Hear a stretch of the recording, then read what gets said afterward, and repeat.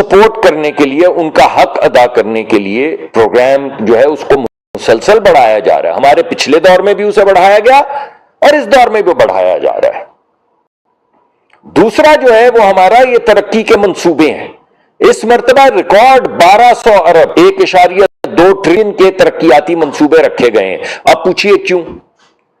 اس وجہ سے کہ میں نے اس دن بھی آپ کو کہا تھا کہ جب آپ پہاڑوں میں جا کے, گلگت بلتستان میں جا کے, خیبر پختونخوا میں جا کے, آزاد کشمیر میں جا کے, جب آپ وہاں پر جا کر یہ ڈیم بناتے ہیں یا بلوچستان میں سڑکیں بناتے ہیں, تو جہاں جہاں سڑک رینگتی ہوئی جاتی ہے وہاں وہاں ترقی پہنچ جاتی ہے. کیونکہ باہر سے جا کے تو کوئی وہاں نوکری نہیں لے سکتا. جہاں پہ بھاشا ہے, جہاں پہ داسو ہے, وہاں پہ کوئی کراچی حیدرآباد سے تو نہیں جائے گا, لاہور شیخوپورہ سے تو نہیں جائے گا. وہاں پہ تو اسی علاقے کے لوگ, پہاڑوں میں رہنے والے غریب لوگ جو ہیں, ان کے لیے ذریعہ روزگار پیدا ہوگا. تو یہ ترقی کے منصوبے جو ہیں یہ غریب لوگوں کے لیے زندگی ہے, ان کے لیے نوکری. ریکارڈ 1200 ارب 1.2 ٹریلین کے ترقیاتی منصوبے رکھے گئے ہیں. اب پوچھئے کیوں؟ اس وجہ سے کہ میں نے اس دن بھی آپ کو کہا تھا کہ جب آپ پہاڑوں میں جا کے, گلگت بلتستان میں جا کے, خیبر پختونخوا میں جا کے, آزاد کشمیر میں جا کے, جب آپ وہاں پر جا کر یہ ڈیم بناتے ہیں یا بلوچستان میں سڑکیں بناتے ہیں, تو جہاں جہاں سڑک رینگتی ہوئی جاتی ہے وہاں وہاں ترقی پہنچ جاتی ہے. کیونکہ باہر سے جا کے تو کوئی وہاں نوکری نہیں لے سکتا. جہاں پہ بھاشا ہے, جہاں پہ داسو ہے, وہاں پہ کوئی کراچی حیدرآباد سے تو نہیں جائے گا, لاہور شیخوپورہ سے تو نہیں جائے گا. وہاں پہ تو اسی علاقے کے لوگ, پہاڑوں میں رہنے والے غریب لوگ جو ہیں, ان کے لیے ذریعہ روزگار پیدا ہوگا. تو یہ ترقی کے منصوبے جو ہیں یہ غریب لوگوں کے لیے زندگی ہے, ان کے لیے نوکری ہے, ان کے بچوں کا مستقبل ہے, ان کے ماں باپ کی صحت ہے, ان کے بچوں کی اسکول ہے.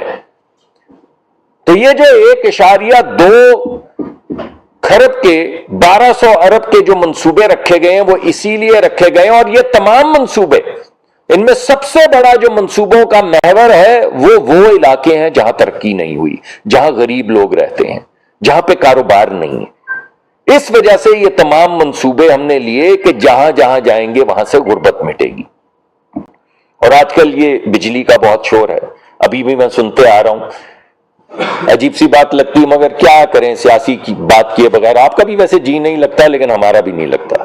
ابھی میں عمر ایوب صاحب کی وہ بھرپور دھواں دار تقریر سن رہا تھا جس پہ وہ تنقید کر رہے تھے 2013 کی پالیسی کی, کہ جناب انہوں نے ملک کو برباد کر دیا, کہ جناب انہوں نے کیپیسٹی پیمنٹ کر دی, جناب اس وقت کرپشن ہو گئی, جناب, اور جناب وزیر تھے اس وقت,